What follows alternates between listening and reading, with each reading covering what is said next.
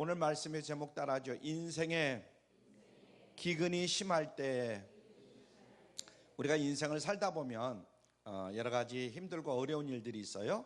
오늘 말씀에 의하면 이제 기근이 심할 때, 거기 보면은 오늘 여러분들이 봉독한 12장 10절에 보면 그 땅에 기근이 있으므로, 그리고 하반절에 보면 그 땅에 기근이 심하였습니다, 이런 말씀이 있어요.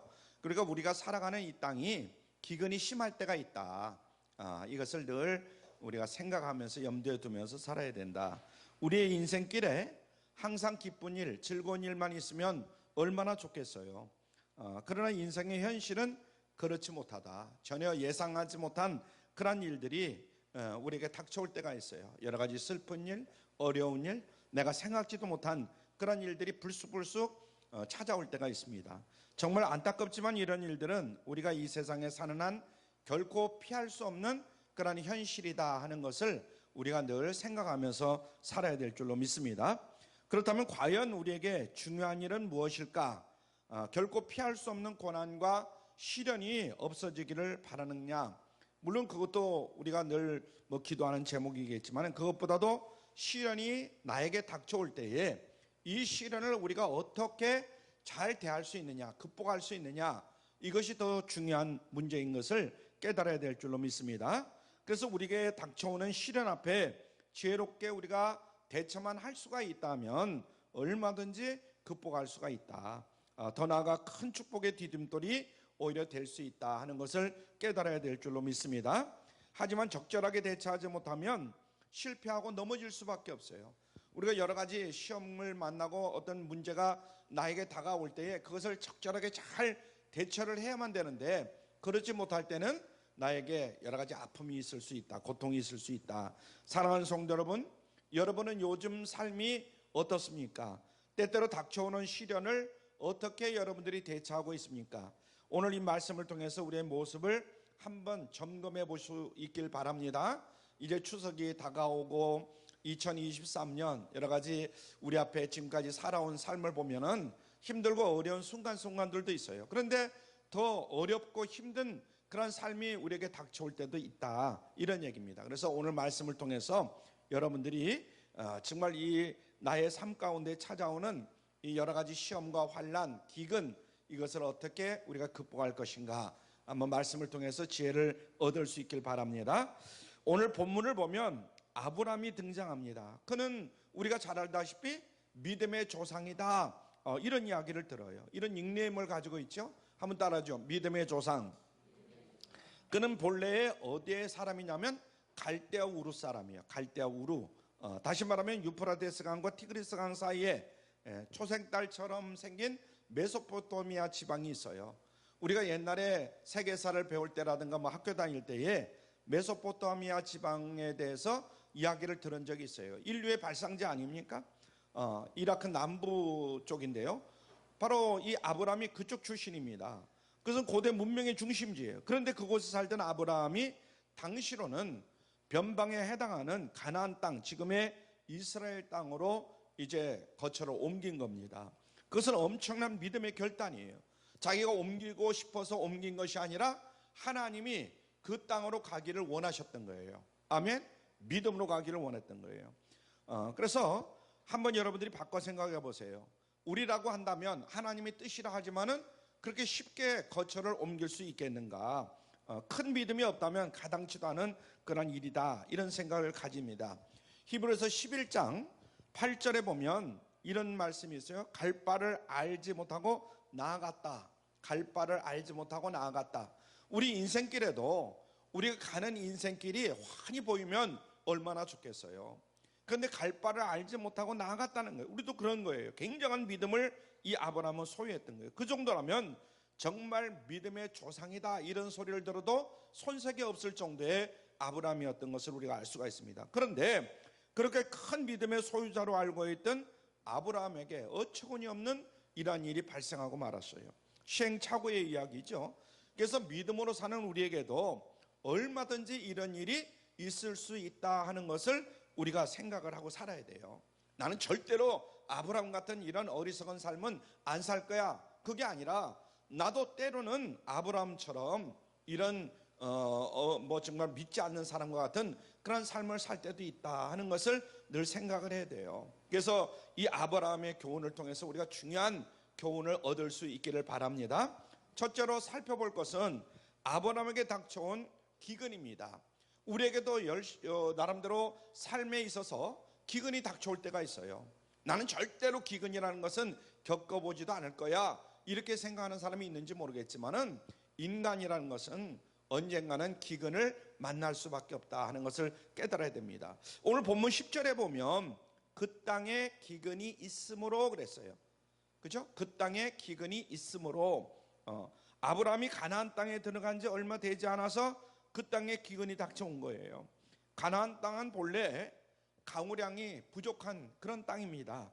적절하게 비가 내리면 농사가 그런 대로 좀 되겠지만은 조금이라도 부족하면 이 가뭄이 들고 농사를 망치기가 십상이에요.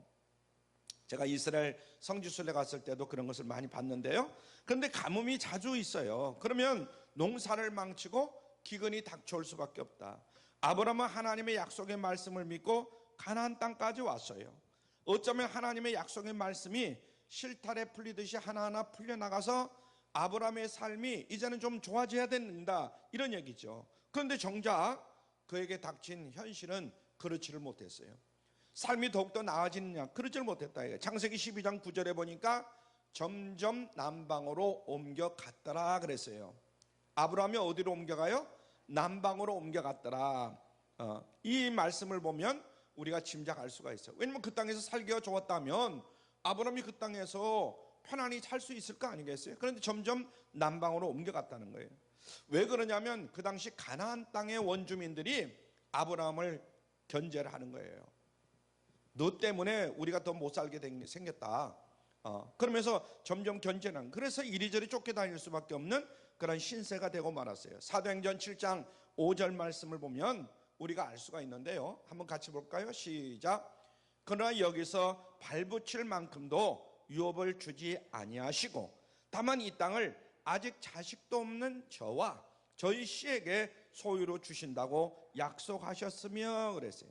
가나안 땅을 통째로 주신다는 그런 약속은 하나님으로부터 있었지만은 현실적으로는 지금 아브라함에게 땅 한 평도 없는 그런 처지예요. 또 돌아다니는 삶이 얼마나 고단했을까, 그런 생각을 해봅니다. 그런데 설상가상으로 가뭄과 기근이 닥쳐오니까 얼마나 기가 막혔겠어요. 제가 서울에 처음 올라왔을 때에 남산에 올라가가지고 서울을 착 쳐다보면서 내가 저기 학고방집이라도 내 집만 가지면 내가 정말 한이 없겠다, 이렇게 생각했던 적이 있어요. 그래서 서울에서 집을 딱 샀을 때 얼마나 마음이 기뻤는지 몰라요. 아브라함도 아마 그랬던 것 같아요. 나에게는 지금 가나안 땅에 땅 한 평도 없어요. 얼마나 고단했을까. 그런데 설상가상으로 가뭄과 기근이 닥쳐오니까 기가 막히는 거예요. 이해가 정말 어느 정도 갈 수가 있어요. 그러나 우리가 명심해야 될 사실이 있는데, 우리가 살아가는 인생에는 언제나 고난과 여러 가지 시련이 있을 수밖에 없다. 그것을 감안하지 않으면 세상 살기가 너무나 힘들고 너무나 피곤해진다 하는 것을 우리가 깨달아야 돼요. 그래서 지금은 나에게는 아무런 문제가 없어, 정말 잘 먹고 잘 살아, 그러더라도 언제까지 그럴 수 있느냐. 우리에게는 언젠가는 고난이 올 수도 있고 여러 가지 시련이 올 수도 있다 하는 것을 우리가 감안하면서 살아야 된다. 그러므로 우리에게 필요한 것이 뭐냐? 영혼의 맷집이 좀 있어야 돼요. 한번 따라하죠. 영혼의 맷집. 어떻게 좀 현찮은 것 같아요. 영혼의 맷집이 있어야 된다. 그래서 웬만한 고난과 웬만한 시련이 나에게 닥쳐온다 할지라도 나는 눈 하나 깜짝하지 않는다, 이런 나름대로의 맷집이 우리에게 있어야 된다, 이런 얘기예요. 그래, 굳센 믿음이 필요하죠. 정말 그렇습니다. 영원한 맷집이 좋지 아니하면 우리 인생길에 수시로 닥쳐오는 여러 가지 고난과 이 시련을 견딜 수 있는 사람이 없습니다. 자, 두 번째로 또 살펴볼 것은 아브라함의 실패와 그 원인입니다. 한번 따라하죠. 아브라함의 실패와 그 원인. 아브라함이 왜 실패했는가? 그 원인은 뭔가? 10절을 한번 보죠. 10절 시작. 그 땅에 기근이 있으므로 아브라함이 애굽에 우거하려 하여 그리로 내려갔으니, 그 땅에 무엇이 있으므로? 기근이 있으므로. 그 땅에 기근이 없었으면 아브라함이 애굽에 우거하려고 내려갈 리가 없어요. 그런데 그 땅에 무엇이 있어요? 기근이 있다는 거예요. 아브라함은 자기에게 닥쳐온 이 기근을 어떻게 대처하고 있어요? 애굽으로 내려가는 거예요. 여기서 내려갔다 이런 말에 우리가 주목을 해야 됩니다. 내려갔다. 애굽은 당시 문명의 중심지이므로 우리가 볼 때는 올라갔다, 서울에 올라갔다, 우리가 다들 그러잖아요. 서울에 올라갔다. 근데 굳이 내려갔다 이렇게 표현한 이유가 뭔가?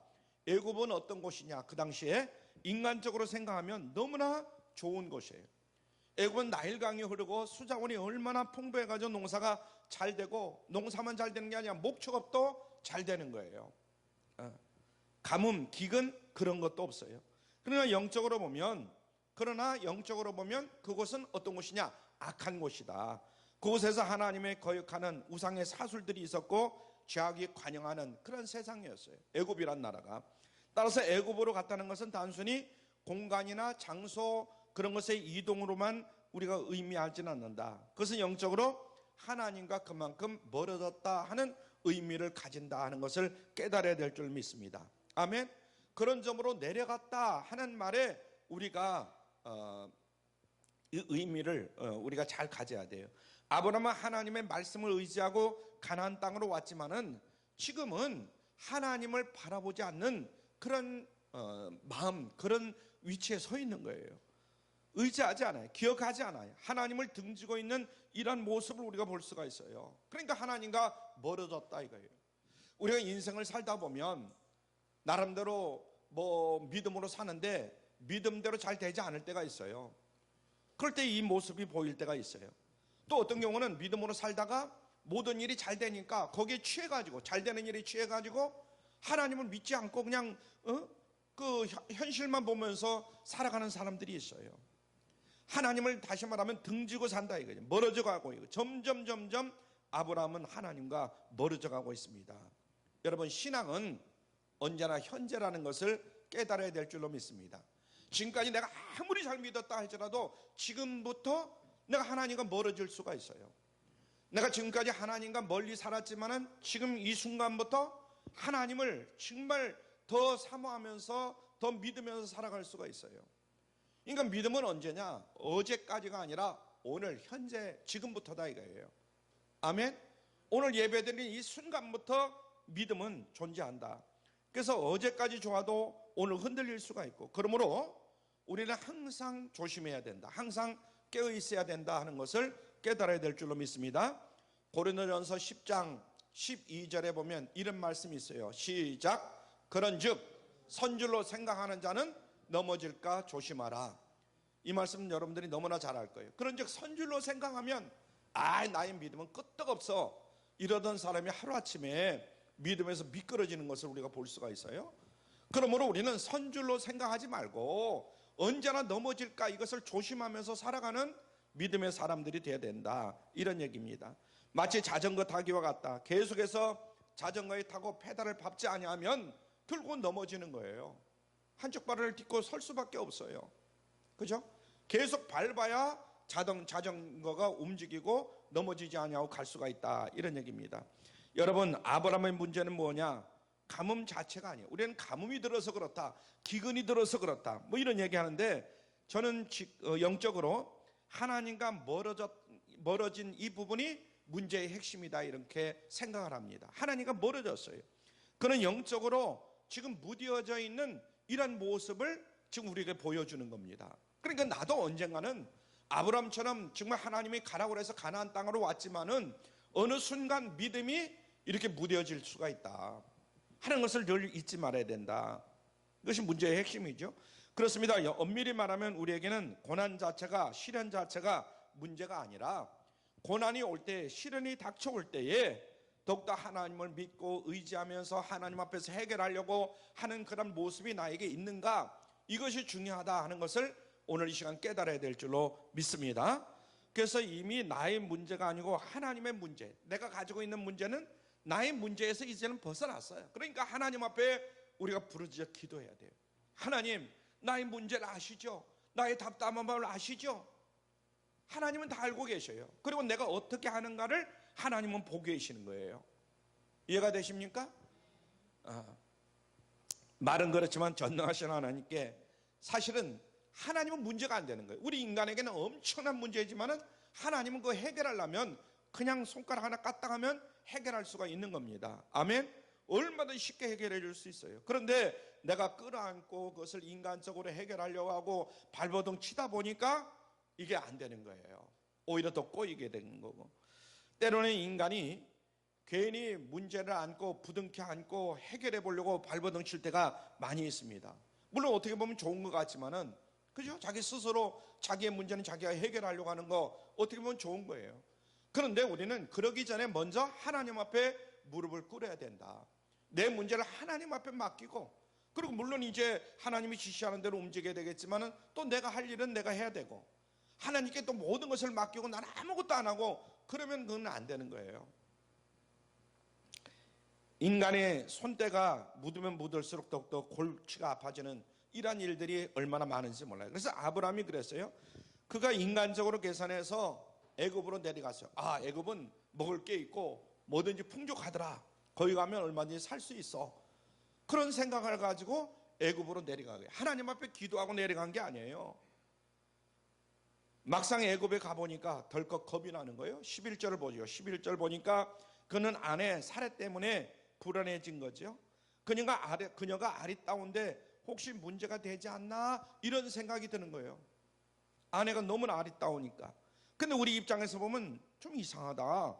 그때 아브라함이 벌써 나이가 몇 살이냐? 75세예요. 사례는 몇 살이냐? 65세예요. 그럼 우리가 지금 보세요. 75세, 저 같은 사람, 아직 75세는 안 됐지만 그런 사람, 65세 된 우리 집사람 보면은 뭐 이제 다 늙었잖아요. 근데 뭐 그렇게 걱정될 게 있어요. 그런데 그 당시의 수명이 얼마였느냐? 보통 100 몇십 살. 이게 보통 150살은 수명이 그렇게 갔다 이 말이에요. 그러면 어떻게 되냐? 65세면 중년에 불과한 거예요. 그죠? 150세라고 한다면 65세면 아직 중년이 조금 못 된 거고, 75세라고 하더라도 중전이에요. 중년. 게다가 애굽 사람들은 피부가 거무튀튀했다는 거예요. 애굽 사람들은, 본토 사람들은. 근데 사례는 셈적으로 피부가 하얀 거예요. 그러니까 눈에 띄게 이 사례는 이뻐 보이고 젊어 보인 거예요. 여자로서 미모가 있고. 그러니까 아브라함이 긴장할 만한 그런 모습이다, 이런 얘기입니다. 그래서 또 인간적으로 계산하고 아이디어를 짜냅니다. 오늘 말씀 12절로 13절에 보니까 어떤 거냐면 사례를 누이라고 하자. 사례를 뭐라고 그래요? 누이라고 하자. 누이라고. 본래 이복 누이는 맞는 거죠. 창세기 20장에 보면 본래 이복 누이라는 게 나옵니다. 그래서 지금은 그러나 어엿한 부부예요. 엄연한 거짓말을 하고 있는 거죠. 그러니까 자기 딴에는, 아브라함 딴에는 머리를 굴린 거예요.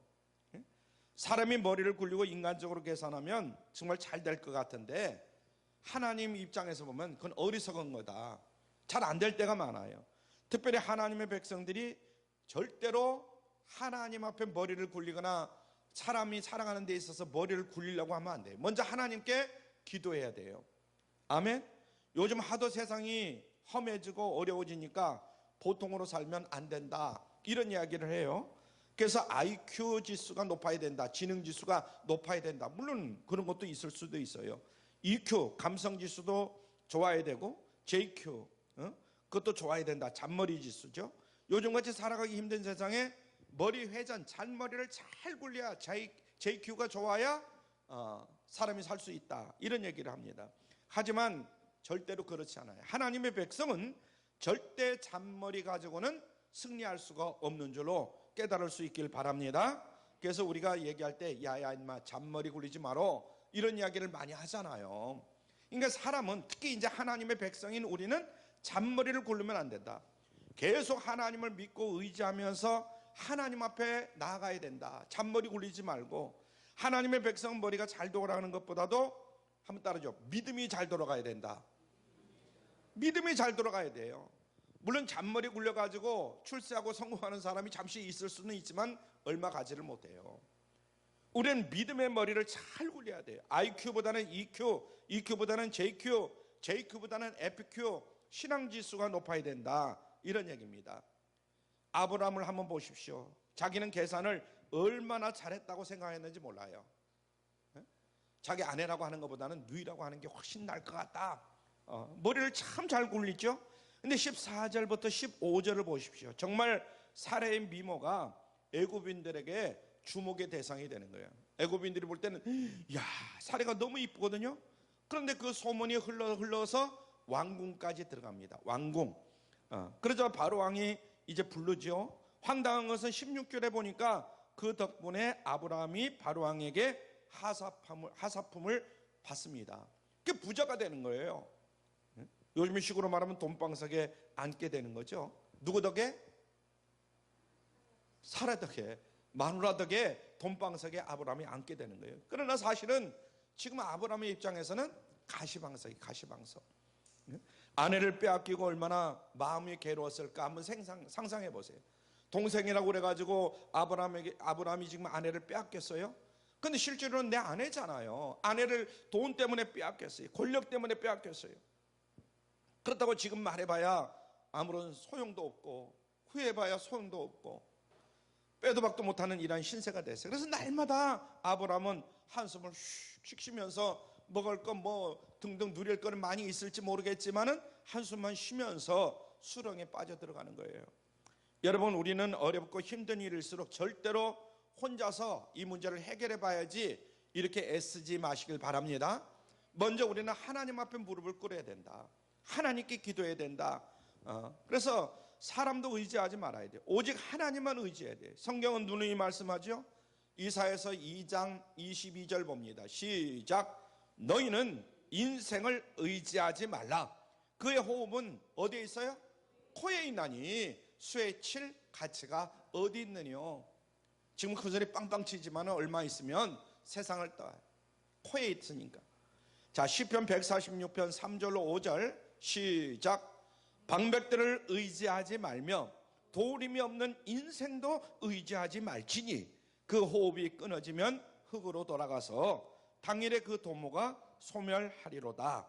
야곱의 하나님으로 자기 도움을 삼으며 여호와 자기 하나님에게 그 소망을 두는 자는 복이 있도다.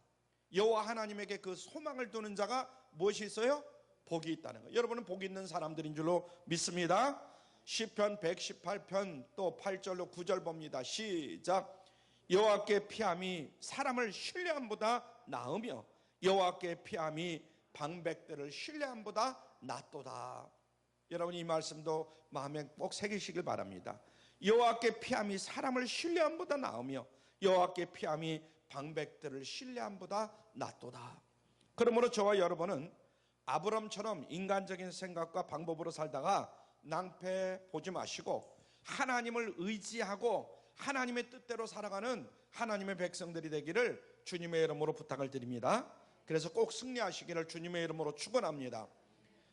세 번째, 하나님의 무한한 자비와 은혜입니다. 한번 따라하죠. 하나님의 무한한 자비와 은혜.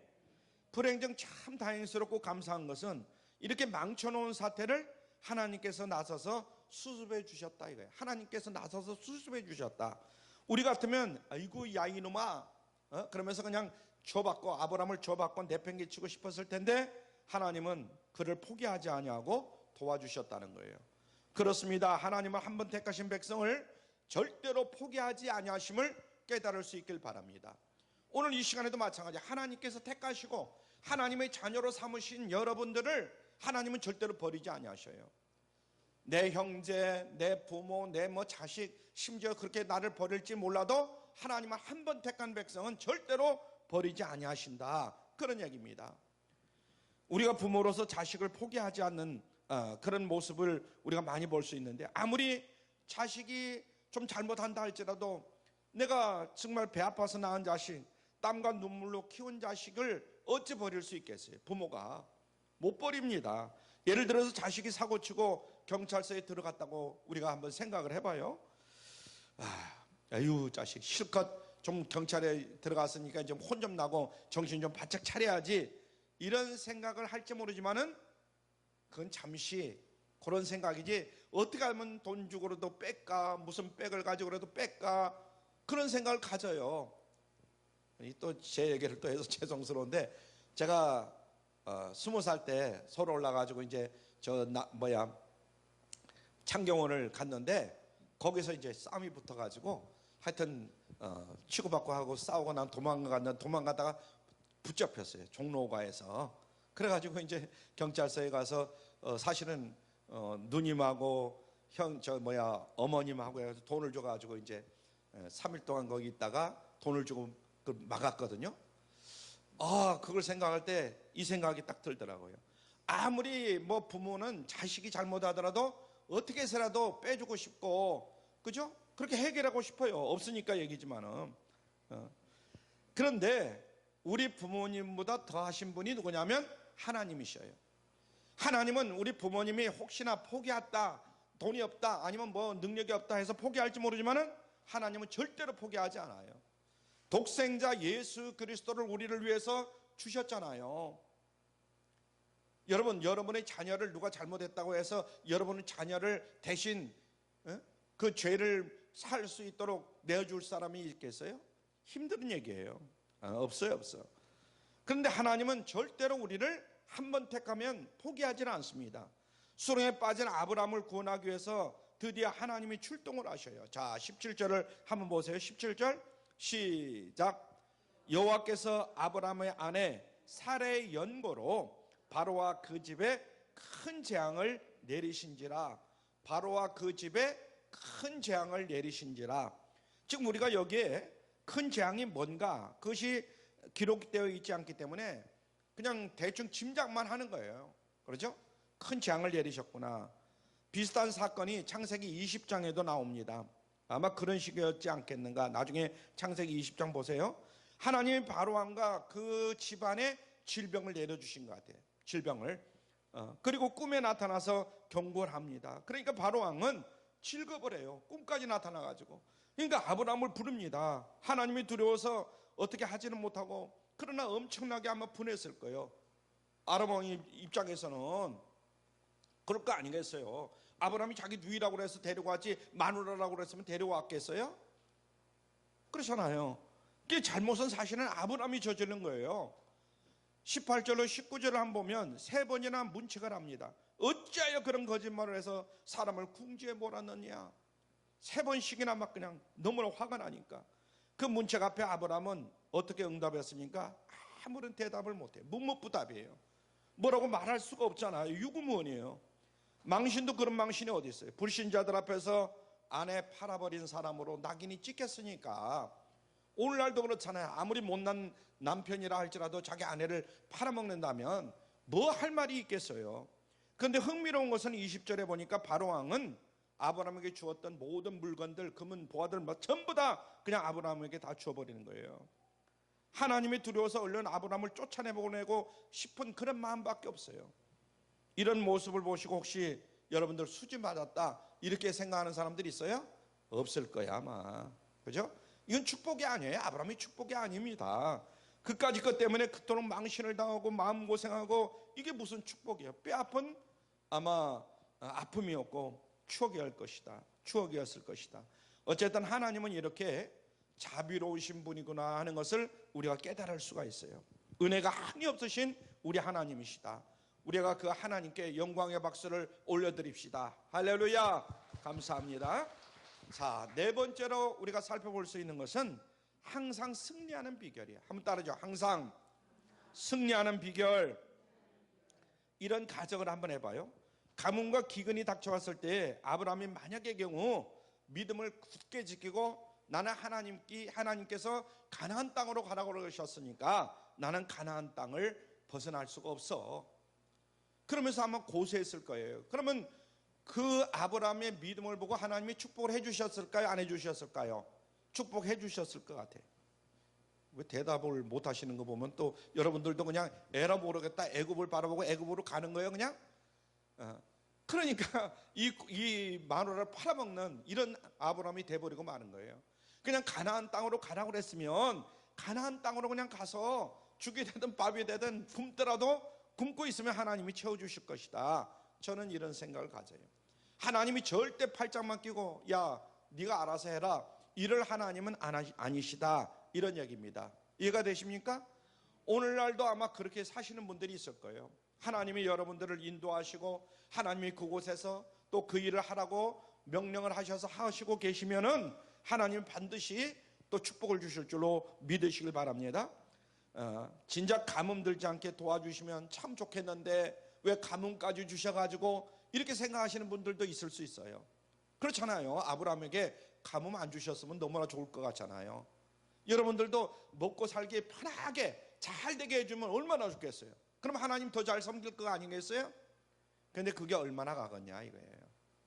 하나님은 가뭄까지 주셨어요. 이 가뭄을 우리가 어떻게 잘 참고 견디느냐, 하나님을 더욱더 믿고 의지하느냐, 하나님은 그걸 보시고 싶은 거예요. 그래서 하나님은 때로는 우리에게 고난도 주시고 시련의 때를 주실 때도 있다 하는 것을 깨달아야 될 줄로 믿습니다. 아멘. 연단하셔요. 그때 우리가 믿음을 굳게 지키고 결단하면 하나님은 크게 역사하시는 줄로 믿으시길 바랍니다. 그래서 때로는 고난과 여러 가지 시련의 때에 하나님은 잠시 기다리고 계신다. 한번 따라요. 하나님은 잠시 기다리고 계신다. 그리고 이 시련의 때에 우리가 믿음으로 하나님을 의지하고 나가면 하나님은 크게 역사하심을 믿으시길 바랍니다. 그런 점에서 우리는 이 위기라고 할 때에 위대한 위기다 이렇게 말해야 돼요. 한번 따라죠. 위대한 위기. 엘리야에게 까마귀를 보내주셔서 먹게 하신 그 하나님이에요. 엘리야 그냥 굶게 내버려둔 게 아니라 까마귀를 보내주셔요. 허벌판 광야에서 이스라엘 수백 명들이 40년 동안 생각해보세요. 200만이라는 그 이스라엘 백성들이 광야를 지금 가는 거예요. 광야 40년 동안 하나님은 만나를 내려주셔서 먹여주셨어요. 아멘. 우리가 쉽게 잊어먹는 것들이 그런 것들이에요. 하나님이 인도하신다 이런 확신이 있으면 하나님은 절대로 우리를 굶기지 않아요. 굶어 죽을 것 같으면 굶어 죽겠다 하고 며칠만 굶으면 하나님은 채워주신다 이거예요. 하나님께서 아브라함을 분명히 지켜주셨어요. 그런 점에서 아브라함의 모습은 정말로 우리가 아쉽다 이런 생각을 갖습니다. 고난이 닥쳐와도 시련이 닥쳐와도 그 앞에서 당당하게 믿음으로 맞서고 하나님을 굳게 의지하면 하나님이 역사하신다. 이것을 깨달아야 되는데 아브라함은 잠시 잊었던 거예요. 인간이 망쳐놓아도 수습해 주시는 하나님께서 우리가 믿음으로 하나님을 바라보고 하나님을 의지하고 간구하면 얼마든지 하나님은 우리의 기도를 들어주신다. 아멘. 이런 믿음이 확실한 믿음이 있어야 된다. 그래서 쓸데없이 고생하고 망신당하고 하나님 영광 가리고 비싼 수업료를 지불하고 지금 아브라함이 보면 그렇잖아요. 때로는 우리들 가운데도 그런 분들도 있을 수도 있어요. 여러분, 우리가 어려움이 다가오면 어려움이 다가올수록 더욱더 하나님 앞에 무릎을 꿇을 수 있기를 바랍니다. 하나님 앞에 더 나가야 된다. 하나님께 밀착된 그런 관계를 우리가 유지해야 된다 이런 얘기입니다. 그러면 하나님이 정말 기뻐하셔요. 하나님의 마음을 기쁘게 해드리면 바로 그때부터 기적이 일어남을 깨달을 수 있길 바랍니다. 여러분 모두가 때로는 힘들고 어려운 그런 과정 속에 하나님을 기쁘게 해드리길 바랍니다. 하나님이 어떻게 하면 기쁘게 할까? 내 물질을 기쁘게 할까? 내 마음을 기쁘게 할까? 내 마음으로 기쁘게 할까? 아니면 내 뭘로 기뻐할까? 여러분들이 가지고 있는 것, 현재 처해 있는 위치에서 하나님이 정말 기뻐하실 일을 행할 수 있길 바랍니다. 하나님은 그걸 원하신다 이거예요. 전혀 예상치 못한 놀라운 일들이 여러분에게 생길 수 있어요. 누가 갑자기 도와주는 사람이 생기든지 같이 일할 사람이 생기든지 놀라운 일이 생겨 없던 길도 활짝 열리는 이런 축복이 있게 됨을 깨달을 수 있길 바랍니다. 많은 사람들이 길이 없다고 낙심하고 인간적으로 세상 길을 가지고 가려고 나아갈 때에 믿음을 지키고 여러분들이 결단하면 하나님만 믿고 의지하며 나가면 하나님은 없던 길도 만들어서 여러분들에게 펼쳐주실 줄로 믿으시길 바랍니다. 아멘. 그게 기적이에요. 다니엘이 사자굴 앞에서도 믿음을 잃지 아니하고 정말 결단코 하나님 앞에 기도할 때에 하나님께서 기적을 베풀어 주지 않아요? 우리 앞에도 정말 눈으로 볼 때는 인간적으로 생각할 때는 아무도 도와줄 사람도 없고 도와줄 어떤 형편도 안 돼. 그러나 믿음으로 여러분들이 결단하고 나갈 때 하나님이 역사하시면 가능한 줄로 믿으시길 바랍니다. 다니엘서 6장 보시길 바라고 그래서 바울이 빌립보 감옥에 들어가서 고통 중에 한밤중에 일어나서 찬미하니까 착고가 풀리는 그런 일들이 일어났어요. 옥문이 열리고. 그런데 간수장이 그걸 보고 야, 이제 나는 끝났구나. 저 죄수가 도망가고 죄수가 뭐 저렇게 돼버리니까, 그러니까 자결 하려고 그래요. 그때 아브라함이 말리지 않습니까? 간수장이 보고마가 되고 그 가정과 루디아 가정이 합작해가지고 빌립보 교회를 세우게 됩니다. 그리고 그 빌립보 교회를 통해서 유럽의 선교가 시작이 되는 거예요. 전초 기지가 되는 거죠. 그 빌립보 교회가. 놀라운 일들이 펼쳐집니다. 그리고 바울은 스스로 탈옥을 포기했지만 다음날 높은 사람들이 와서 오히려 굽실거리면서 당당하게 추록하는 사도행전 여러분들이 16장을 보면 나와 있습니다. 이게 바로 크리스찬의 멋인 줄로 믿습니다. 아멘.